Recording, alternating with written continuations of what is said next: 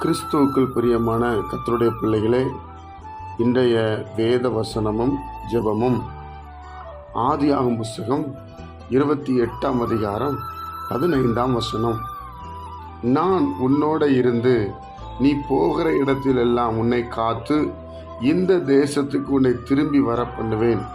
நான் உனக்கு சொன்னதை செய்யும் அளவும் உன்னை கைவிடுவதில்லை என்றார். என் அன்பு கர்த்தருடைய பிள்ளைகளே, அங்கே யாக்கோப்புக்கு ஆண்டவர் சொல்லுகிற ஒரு வார்த்தையை நாம் பார்க்க முடிகிறது. யாக்கோப்பு ஆண்டவரிடத்தில் கேட்ட பொழுது ஆண்டவர் சொல்லுகிறார், நீ பயப்படாத, நான் உனக்கு சொன்னதை செய்யும் அளவும் நான் உன்னை கைவிடுவதில்லை. என் அன்பு கர்த்தருடைய பிள்ளைகளே, இன்னைக்கு அநேக காரியங்களை ஆண்டவர் நமக்கு சொல்லியிருப்பார். எல்லாவற்றுக்கும் மேலாக நாம் ஆண்டவரை நாடி வரும் பொழுது பல வாக்கு தத்தங்களை ஆண்டவர் நமக்கு கொடுத்திருப்பார். அந்த வாக்கு தத்தம் நிறைவேறுகிற வரைக்கும் நம்மளை யாரும் ஒன்றும் செய்ய முடியாது. காரணம் என்ன தெரியுமா? அவர் நம்மோடு இருப்பார்.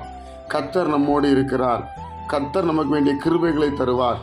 நான் சொன்னதை செய்யும் அளவும் என்னெல்லாம் சொன்னாரோ அதே போல் யாக்கோப்பிட்ட சொன்னார், நீ போ, உன் சகோதரி மனைவியாகிய சகோதரன் வீட்டுக்கு அனுப்புகிறார், லாபான் வீட்டுக்கு. திரும்பி வருகிற வரைக்கும் ஆண்டவர் யாக்கோப்பை கைவிடவில்லை. அது மாத்திரமல்ல, அவனுக்கு கொடுக்கிற அந்த ஆசீர்வாதம் வரைக்கும் ஆண்டவனை கைவிடவில்லை.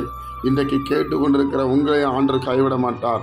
உங்களை வாக்கு பண்ணினவர் உண்மையுள்ளவர், கட்டாயம் நிறைவேற்றுவார், மேன்மைப்படுத்துவார்.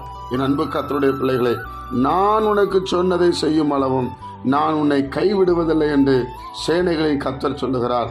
இந்த வார்த்தையை நாம் விசுவாசிப்போம். வேற யார் சொன்னதையோ சொல்லி பயந்து கொண்டிருக்கிறோம். சர்வ வல்லமையுள்ள தேவன், அண்ட சராச்சரங்களை உண்டாக்கினவர் சொல்லுகிறார், நான் உனக்கு சொன்னதை செய்யும் அளவும் கைவிடுவதில்லை என்று சொல்லுகிறார். நிச்சயமாக ஆண்டவர் நம்மை கைவிட மாட்டார். நிச்சயமாக வியாதியில் கைவிட மாட்டார்.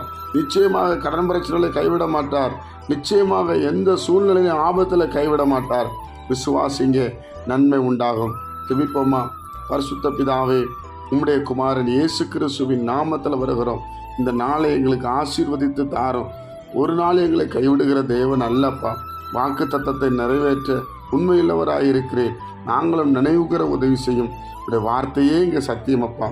இந்த நாளை எங்களுக்கு ஆசீர்வதித்தாரும். இயேசுவின் மூலம் பிதாவே, ஆமென்.